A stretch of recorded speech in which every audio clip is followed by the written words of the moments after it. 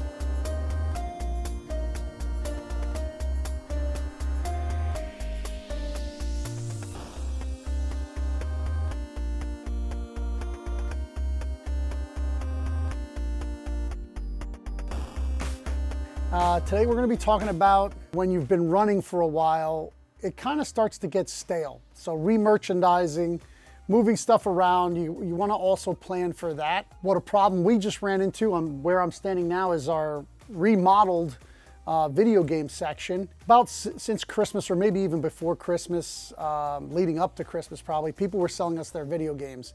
And it kind of got out of control. We weren't putting them out on the floor fast enough. We weren't testing the games to get them out. We ended up having almost 1,000 games from Christmas to now. We needed to do something about it because if they can't see it, you can't sell it. That's my philosophy constantly. So one of our big video game collectors, I wanted to get him to come in and test all the games for us. And I said, hey, would you like to work for a couple of days just testing games and so we can get them out for sale? And he goes, I can't see the stuff to even test it. It's like what was back here. You might have seen it on some of the older videos. Go back a few, and when I was over in this section, we had a table and the stuff was probably almost stacked as high as this we have here. So he came in, did a tremendous job. It's really a transformation. And he isn't even done, and it accelerated sales this weekend incredibly. We probably did 100% more video game sales this weekend than we have in the past weekends. It's really excited people. A lot of our more expensive games that were just stacked, and then people would kind of, maybe if they were looking for something, and then because they didn't see the price, they kind of got sticker shock. Right? They're like, oh, I want to, how much is that game? And you'd go grab it out of the stack, and then you'd show them the price. They'd be like, oh, yeah, no, not now. But here is when they can, when you have it out and they can see the price and they can mull over it and think about it before asking for it, it's better for your sales. If they get surprised by sticker shock is a real thing. And if you have the item hidden where they can just see the name and you don't have the price where they can see it, when you show them the price, they get freaked out a little bit because some of these video games are very expensive, but they want it for their collection. Whereas if they can see the price, they can start thinking about owning it and they can justify the price, then they might buy it.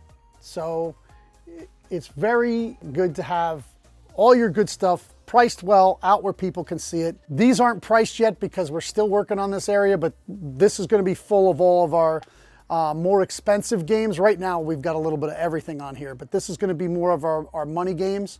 And then our big money games are going to be up here. You know, we have some crazy stuff like Hero for the Atari, which is almost a $500 game, and stuff like that. But back to remerchandising.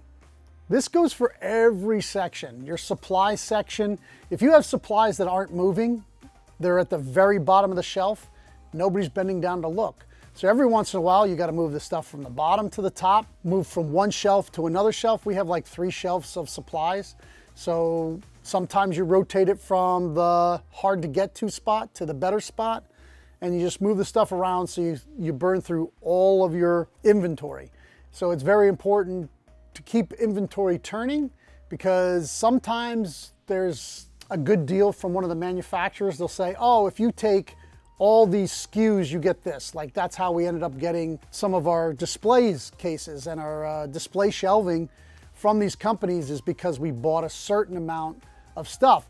Well, the next time that's available, if we haven't burned through that stuff, we're going to be eating a lot of supplies in those SKUs that aren't moving.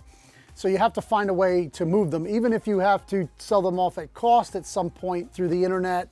That's what I use when I want to blow stuff out. I mean, I'll put it out for sale for 2 weeks in the store, and then I'll just put all of them together in a pile and sell them to another dealer. There's also some really good Facebook pages you should start looking around for, which is like a business to business when you're trying to dump some of your stuff. There's one specifically for comic shops. If you're interested in getting into that group, message me and I'll work on inviting you to that. Just have to check out your shop and stuff. And they're really cool people on there. I mean, I haven't bought a lot, but there has been some really good deals on there. And the great thing is that certain parts of the country, different items sell that in other areas they don't sell. So you can dump what's not selling at your store for something that does sell really well, and they're getting something that sells well in their area, so you can trade off. It's really cool. Another thing about merchandising is that I don't know a ton about video games. I played them, I still play them. Obviously, I'm a big child, I own a comic book shop, but I'm not a heavy collector. You know, I casually play video games.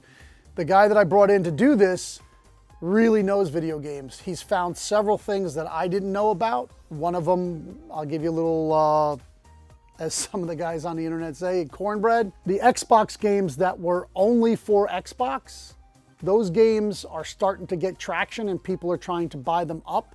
The reason being is that they've said that that's not going to be a thing anymore. They're not going to have any games that are exclusive to Xbox going forward. I think they announced some recently, but after that, there won't be any more. And most of those, I think, are downloads, so there's not going to be any physical copies. But so a lot of people are trying to get those games that were only for the Xbox, the original Xbox, that are for Xbox only. So go through your collection if you have any of those. Maybe you want to check the price. Maybe you want to put them away for 3 to 6 months, see where it moves to. We all know that collectibles have taken a little shift downwards. The big explosion has kind of died down. People are reassessing what they spend their money on, but there are still hardcore collectors who pay up. And if you have a very niche item that is actually rare, you can get the money for it. It still gets good money, but you have to have it where people can see it. So what you want to do is I do it like every 3 to 6 months. I try to move the comics. You can't really move comics around if you have them in alphabetical order and stuff. You can move the whole place around, but one, that's very labor intensive and it's very expensive. What I usually do is I redo my $1.50. I change out a lot of the books. I shift where it is in the store. I kind of spin it around, and just to make it feel like it's new. And that's the thing is that if people visit your store regularly and you haven't moved items around, it starts to feel like the same old thing. Oh, they haven't gotten anything new. They haven't gotten anything new. They haven't gotten anything new.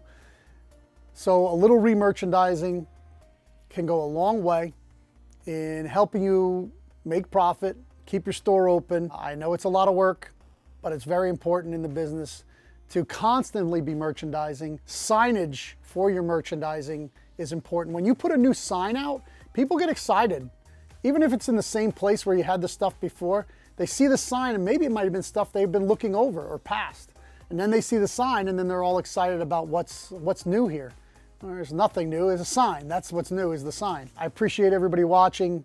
If you haven't been over to my channel, over at Haven for Heroes, it's getting some traction and we're having some fun over there talking about the industry and the people that live off of the industry, right? Like all the companies who make money on the artists and the writers that don't create anything except for the collector, like CGC, like pressers, you know, all that ancillary stuff that's around the outside that aren't creatives that make a lot of money on our hobby. So we talk about that. And then we talk about people in the hobby that aren't really moving the hobby forward and keeping it going. So come on over there, check it out. Also, I'm on Instagram and our Facebook page, so if you have any questions for me, you don't feel like you want to put them in the comments, I'm more than happy to take them there. You know what I always say, keep reading comics and open a comic shop.